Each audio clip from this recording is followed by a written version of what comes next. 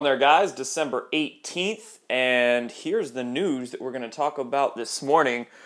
Sex harassment scandal to potentially hit Congress today in what could be quite a few lawmakers going down for sexual harassment charges. We're going to talk about that. We're going to discuss this Atlanta airport fiasco, the craziness that happened there yesterday. I'll tell you guys some of my speculations on what could have happened there. We'll talk a little bit more about the false flag, fake disclosures coming out of the New York Times, of course, about the UFOs and black money and whatnot. So we'll get a little bit deeper into that. I mentioned it in a video yesterday, but we'll go through the articles.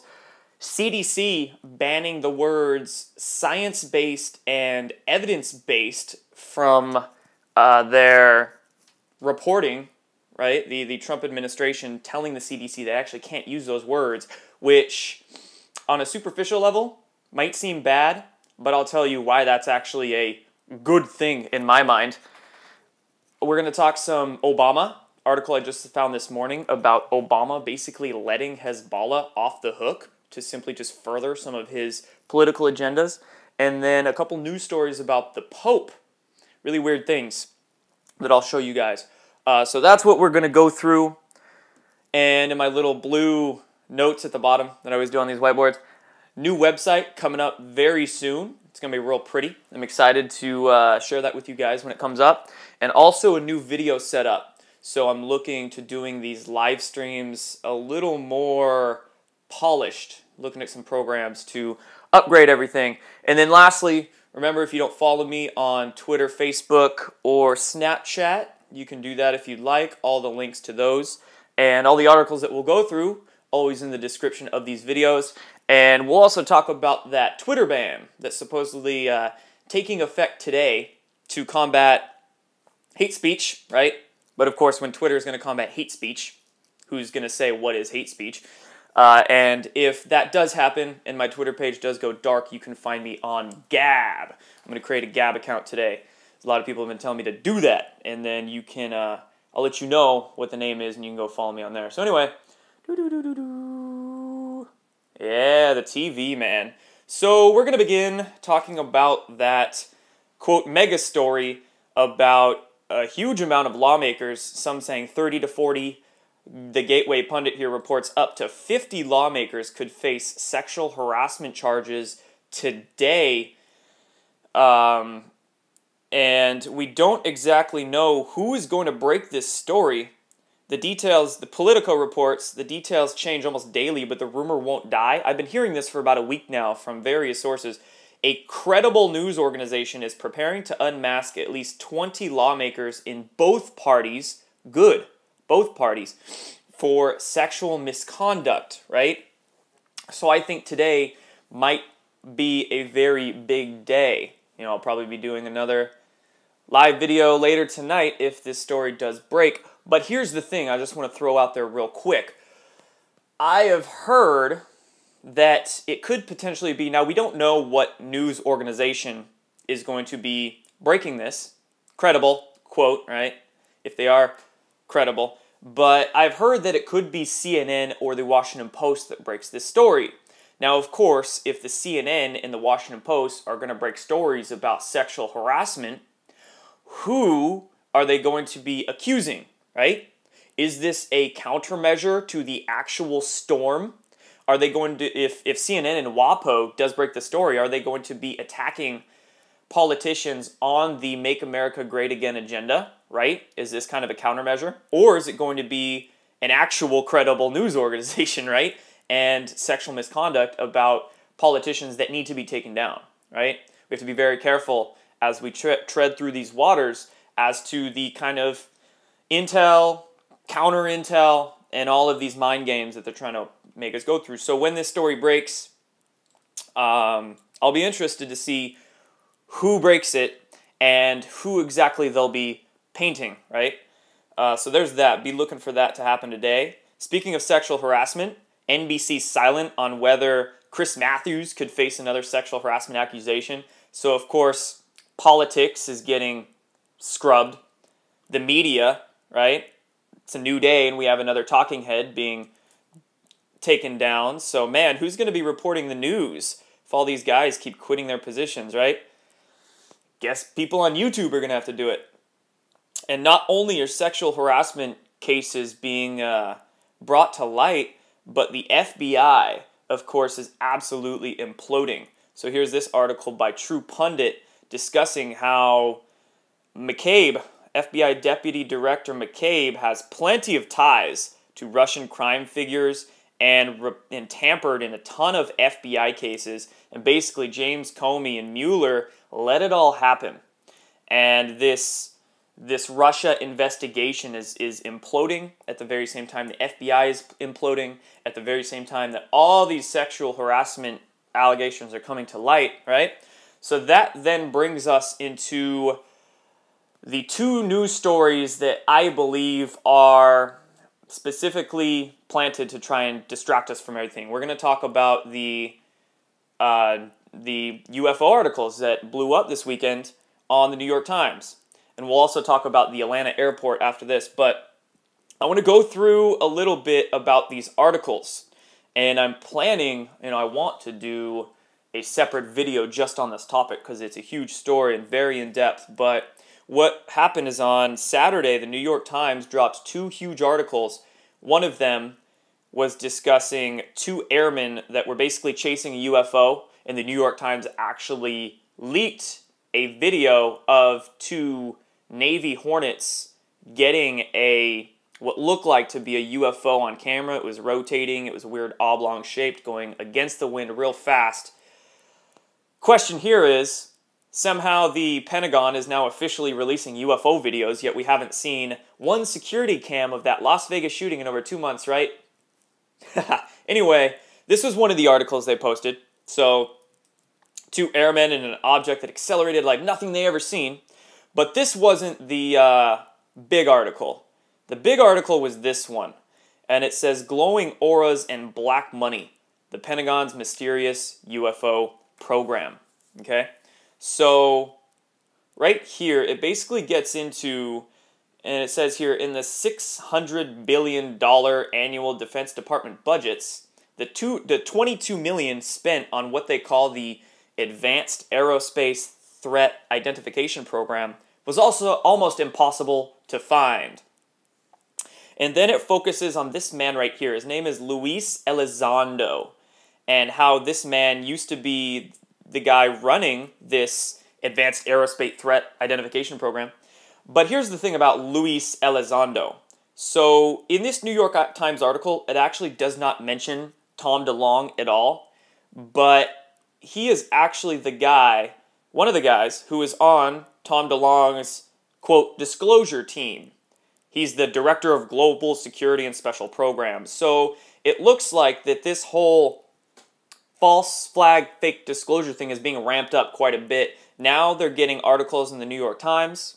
Now Harry Reid is even coming out, right? So this is Harry Reid's Twitter.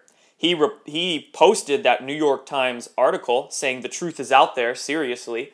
And of course saying that if anyone says they have the answers, they're fooling themselves. We don't know the answers, but we have plenty of evidence to support asking questions. This is about science and national security. Well, I got plenty of questions, right? Of course, why is John Podesta involved in all this? So John Podesta says, lift the veil. Thanks, Senator Reid. The truth is out there. With John Podesta, of course, reposting that New York Times article as well. So it looks like this distraction. It's a distraction, right? Because they're not telling us the truth. They're telling us not even half the truth. They're telling us like 0.2% of the truth. And they're putting very specific spins on it to wow us, to try to distract the mass public away from the FBI implosion and the sexual harassment storm pedogate news that's, of course, breaking. So, of course, with John Podesta involved in anything, you got to question it. And this New York Times article, just a bunch of BS. Here's a couple things. There's only saying $22 million went into black money. I know if you've been following my work and the work of some other people, that's not millions of dollars that gets lost into black projects. That's hundreds of billions, if not trillions, right? 2.3 trillion was admitted the day before 9/11 by Donald Rumsfeld, then Secretary of Defense. That number went up to 6.5 trillion in a 2015 Department of Defense Inspector General report. So it's trillions of dollars missing. New York Times and this whole disclosure project agenda being managed by John Podesta and the CIA and all these guys and whoever else behind the scenes, right? They're trying to act like it's just a few million, and they're trying to act like these black programs haven't been in existence since the 1940s and 50s, right? They're trying to say that this Pentagon program only ran from 2007 and it was shut down in 2012, right? Began in 2007. That's horseshit. Black projects have been around since the 50s when anti-gravity technology began to be invented or found out. And then a lot of those people's research, Tesla, T. Townsend Brown, began being swept into these black projects. And it's a long story. We can even talk about the German secret aerospace projects as well. But this is just a bunch of baloney. But it's great because on one hand, it's opening up the millions of people, the mass public, to these ideas like, holy shit, the UFO phenomenon is legit. It's not some ridiculed, hoo-ha subject. So it's making people take it seriously and making them search for answers. So at the same time, this is where it's yours and my opportunity to step in and say, hey, we know the New York Times is bullshit. We know John Podesta is just trying to distract us. And the great thing is when you go to his Twitter here, there's 500 comments on this article that he posted. And everybody gets it, right? It's just hilarious when you go through John Podesta's tweets. People are just ragging on him. So people get it, right? So that's where it's up to us to step in with more of the truth. Like, hey, it's trillions of dollars. Hey, this technology has been around for decades. Hey, they're lying to us a lot more than they make it seem. So there's a few words I just wanted to throw in about those articles. Of course, I'm doing a whole lot of work on exposing a lot of the information around the secret space program. I'll have a webinar that I'll be announcing very soon, and I'll be doing a lot more videos on this subject because it's hitting the mainstream airwaves, which is great to see. But that means our work needs to step up a little bit. And then, of course, let's get into the Atlanta subject. So, of course, the Atlanta airport went dark yesterday. The power was out for a long time. And I was lurking around the tweet space, lurking around Twitter, and I saw a lot of very intriguing comments from people. And they were saying, a few people were claiming to be from, working in the power industry, and they were saying it does not make sense for basically the largest airport in the nation for the power to go out and some generators or a backup scheme to not kick on. It makes absolutely no sense why the power went out at the Atlanta airport for so long, right? So let's ask the pivotal questions. What was really going on in Atlanta? Okay. Well, of course, this just gets into theory, but that's basically, what most of what we have to do these days is take the pieces and try to speculate as to what's going on, make the best guesstimation. So when this went down, a lot of people were saying, well, maybe it was a false flag setup. Maybe I heard some speculations as to some deep state perpetrators were possibly trying to flee the airport. So there was a crackdown. They made the airport go black to try to combat that. I saw a couple tweets here that I'm going to show you of a Twitter feed called LiveLeak, right? Or, excuse me, not LiveLeak, AirLive. So AirLive.net, where they basically track flight plans. And it looked like when the Atlanta airport went dark, there was a business jet that took off, right? And it was going from ATL to IAD, basically Washington, D.C. Looks like it took off at about 6:50 Eastern. But funny enough, once you clicked on the link just a few minutes later, look what it says now. The info has been blocked and removed. So you can't check out that business jet's flight plan. So that's really weird. And here's also another little tidbit. Check out the latitude of Atlanta.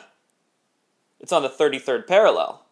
Now, if you're familiar with the occultism of the deep state, you're familiar with their affinity to use specific numbers. 33rd parallel. It's where JFK was assassinated on. They love their number 33. It's a master number. Of course, it can be used for good, but also the deep state, they co-opt a lot of occult esotericism for their own use. So 33rd parallel. In my opinion, what happened in Atlanta was that there was supposed to be a false flag, a big false flag. And what had occurred is that the white hats stepped in and they prevented that false flag from occurring. So they made the airport go dark. There was reports of there being lots of police activity on the runways themselves. And the cover story that we got for this whole Atlanta thing was that, at first, there was a lot of stories that came out, right? At first, somebody said, oh, people were digging and they hit some power wire. And then there was this report that came out like, oh, there was a fire in an underground facility that took out the power. But again, those are weird stories, and why didn't any backup generators kick on? So I think there was supposed to be a large false flag that was stopped, and that's why there had to be the power cut. And it looks like somebody might have got away on a jet. Who knows? Maybe that jet was taken down. But that's the best guesses, in my opinion, that we can have at this point in time as to what actually happened in Atlanta. Weird stuff going on there. So a lot of distractions in play, a lot of false flags in play. We got a false flag distraction disclosure here. We have, in my opinion, what was a potential false flag in Atlanta that was luckily looked like to be countered, looked like to be, you could say, taken out. But yeah, so lots of stuff going on. I think it's going to be a huge, huge week. Of course, if you're privy to the Q post, Q said, on one hand, no more false flags. So that's another piece of data that leads me to believe that this was a botched false flag. And he also said 10 days of darkness. Now, we've had no Q posts for a couple days now. And the last Q post that we had was 10 days before Christmas. So who knows, maybe we'll get a very Merry Christmas. Maybe all these sexual harassment allegations and the FBI implosion is really going to ramp up over the next 10 days. But anyway, enough of me ranting. I want to get into the last few articles here. This one, U.S. health leaders alarmed by report that certain words were among CDC banned words, and the words science-based and evidence-based were also banned. Now, one thing that, I actually didn't vote in the 2016 election, but after that, after Trump won, I really began to research him a little more, and one thing that really stuck out to me is Trump's outspokenness on the vaccine issue. Because completely out there saying, oh, I don't trust the flu shot. He put Robert F. Kennedy Jr. as the head of a vaccine investigative committee, a committee to investigate vaccine safety, I should say. So that really gave me hope. That really was one thing that led me to believe, like, wow, maybe Donald Trump is the truth, right? And this here is a great thing because you got to understand, science-based and evidence-based are two buzzwords that are always used to bring forth what you could say Fantasyland information, conventional bullshit corporate science information is what I could say there. And whenever you see the words science-based and evidence-based, it's not usually rooted in real science or real evidence. You got to understand how easy it is to make up scientific, quote, finger quote, scientific information and evidence, right? We have the former editor of The Lancet, Dr. Richard Horton, go on record saying that basically half of all scientific information is false. and even the former editor of the New England Journal of Medicine, I believe her name was Dr. Marcia Engel. She also said that the majority of science that comes out in these journals these days is bullshit. So she didn't say bullshit, but basically, I'm paraphrasing here. So this is a great thing, right? They can no longer try to use their mind control words of science-based and evidence-based in the CDC, in their budgets and their reports and all that, in their official budget documents, it says here. So it's good. It's a good thing. Understand that, right? Now let's talk about this here. Article that just came out by way of Politico last night says the secret backstory of how Obama let Hezbollah off the hook. And this coming out by way of Politico, really interesting. There seems to be a lot of under the bus throwing going on. And the headline here, the subheadline says, how Hezbollah turned to trafficking cocaine and laundering money through used cars to finance its expansion. And it discusses here how the Obama administration derailed a law enforcement campaign targeting this drug trafficking by Hezbollah. So that's an article I'll link below. You can look into it a little bit more, but big stuff coming out. Lots of stuff that, of course, the deep state wants to distract us from. So understand the mind games, folks. And now, lastly, let's talk about the Pope. So, actually, I want to talk about this article first. This is some sick shit. So, this piece of news floated around yesterday. On his birthday, Pope Francis hosts a pizza party for sick children. I just stopped for a few seconds there, because let's rephrase this a little bit. On his birthday, the sick Pope Francis hosts a pizza party. Look that out. Pizza party. You know what pizza fucking means. This is just, if I'm going to quote Liz Crokin here, she says, let me go projectile vomit real quick. Because she retweeted this news story, and that's what she said. And I agree. This is disgusting. Look, the joy of children is a treasure, the Pope said on his birthday yesterday. And we ought to do everything so they can continue to be joyous. Wonder how joyous they are being hidden under the Vatican.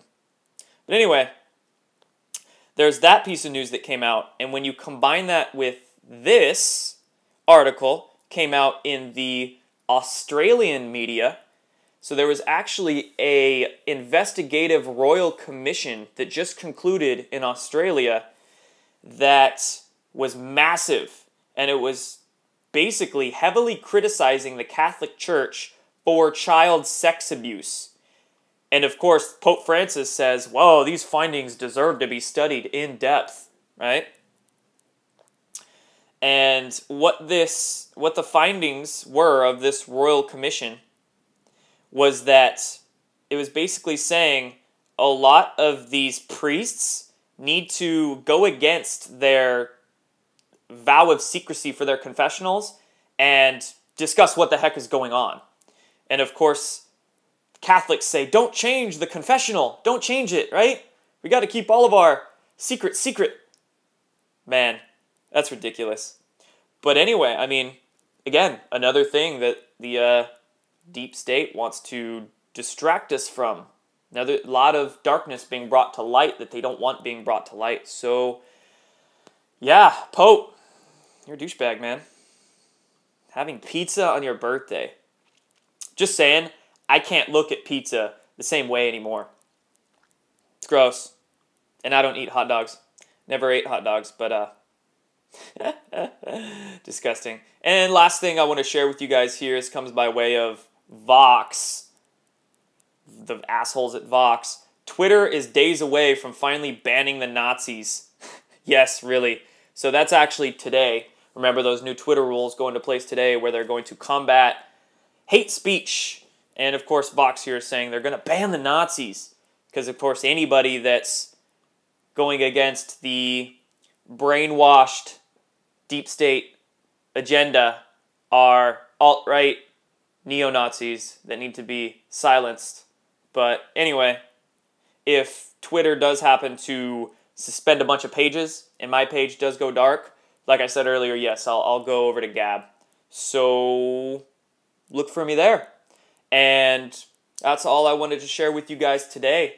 It's going to be a big day in my opinion. I think we're going to have a lot of interesting, intriguing news hit the airwaves, and stuff like this, the information regarding UFOs and the secret space program and all that, in my opinion, it's only going to ramp up. Remember last week we had tons of stuff happen. We had the scientists scan that supposed comet for alien life, right? Not only that, we had NASA announce new exoplanets, and then on Saturday we have these articles drop.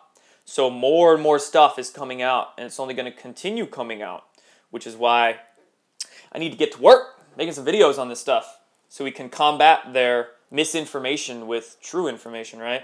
So that's all I have for you guys today. Thank you for tuning in. Huge shout out to all of you who have been helping me out via PayPal, Patreon, all that jazz. Thank you for helping me continue to do this work. And you know I'll be tuning in soon. So thank you. Take care, guys.